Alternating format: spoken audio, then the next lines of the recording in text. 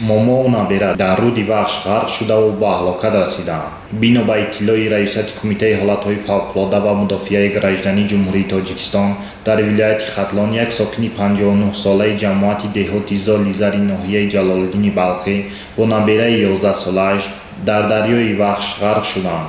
тавре гуфта мешавад ки ҳодиса замоне рух додааст ки онҳо баъди ғуничинии ҳезум аз соҳили дарё ба хона бармегаштанд. зан ҳамроҳ бо се наберааш ки 9, 12 ва 11 сол доштанд тибқи одати маъмурӣ дар соҳили вахш ҳезум ҷамъоварӣ мекарданд. онҳо ҳамеша бо аробае ки ба як хар баста шуда буд маҳсули заҳматҳои рӯзонаашонро бор карда ба хона бармегаштанд. аммо ин бор ба ногаҳ ароба чапа шуда ба дарё сарозер мешавад.